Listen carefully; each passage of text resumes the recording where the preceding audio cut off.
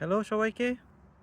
আ এই দুপুরে আমার বাসার বাগানে বসে একা, একা একটা বিষয় নিয়ে ভাবতেছিলাম। তো হঠাৎ করে মনে হলো যে আমি একাই ভাবতেছি আপনাদেরকে সাথে নিয়ে এই বিষয়টা নিয়ে ভাবি।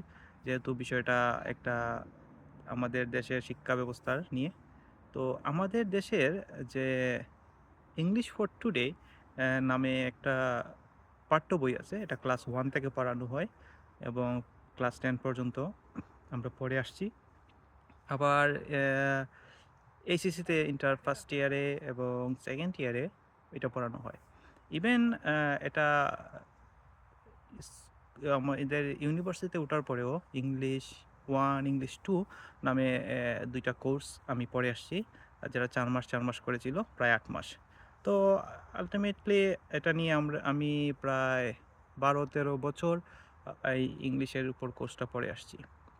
বাট মজার বিষয় হলো এই ১৩ বছর পরেও আ আমি ইংলিশ শিখতে পারি নাই। ইংলিশে ১-২ টা লাইন আ আ বলতে বা কমিউনিকেশন করতে আমি শিখতে পারি নাই বা শিখানো বা শুধু আমি যে পারি নাই এমন না। আমার বন্ধু-বান্ধব যারা ছিল তারাও হয়তো অনেকেই পারে নাই বা আবার অনেকে পারত। ওরা যারা নিজ উদ্যোগে শিখছে এটা পারত। কারণ শিক্ষা ব্যবস্থাটাই এমন ছিল যে নিজের উদ্যোগে শিখলে এটা পারা যাবে।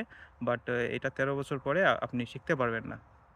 তো সেই সুবাদে আমিও হয়তো পারি নাই। তো এ এ এই হচ্ছে বিষয়।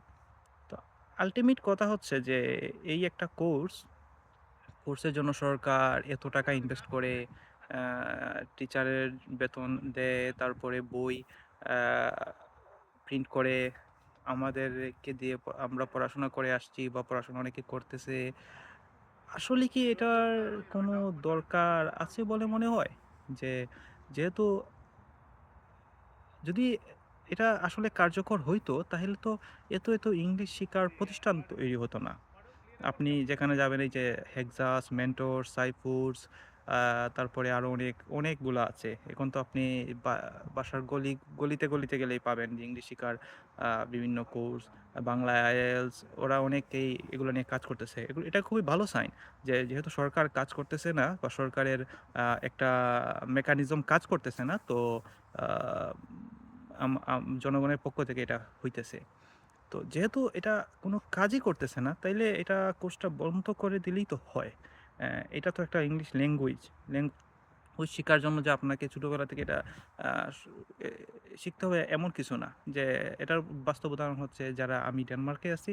তো যারা ডেনমার্কে আসে, যারা ডেনিশ ল্যাঙ্গুয়েজ শিখে, আ সবাই শিখতে পারতেছে। আমরা ছোটবেলা থেকে ডেনমার্কের ল্যাঙ্গুয়েজের সাথে অভ্যস্ত ছিলাম না। বাট আমরা somehow শিখতে পারতেছি বা অনেকে শিখতে পারতেছে। আবার অনেকে শিখার চেষ্টা করতেছে। তো এ এখানে বয়সটা হয়তো ম্যাটার করতেছে না। কারণ যেহেতু অনেকেই যারা শিখতেছে 25 প্লাস বয়স তাদের। আ আমাদের যারা ডেনমার্কে আসি তাদের বয়স প্রায় 25 এর উপর। তো যদি এটা এমন হইতো যে বয়সের সাথে ল্যাঙ্গুয়েজের একটা কোনো সম্পর্ক থাকতো তাইলে হয়তো সম্ভব হইতো না। তো কাইন্ডলি এটা নিয়ে একটু ভাবেন। একটু ভাবার বিষয় আমার কাছে মনে হয়। অযথা কেন এই স্টুডেন্টকে দের দিয়ে শিখানো হইতেছে? আর স্টুডেন্টরাই বা কেন এত পরিশ্রম করতেছে, এত টাকা ইনভেস্ট করতেছে, টিউশনি করতেছে, গ্রামার শিখতেছে। কোনো কাজে আসতেছে না তো।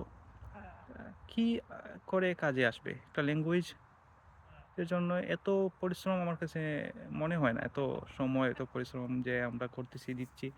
তো কাইন্ডলি সবাই এটা নিয়ে ভাবেন। যদি এটা সরকারের মাধ্যমে এটা বন্ধ করেন, কি আর করার?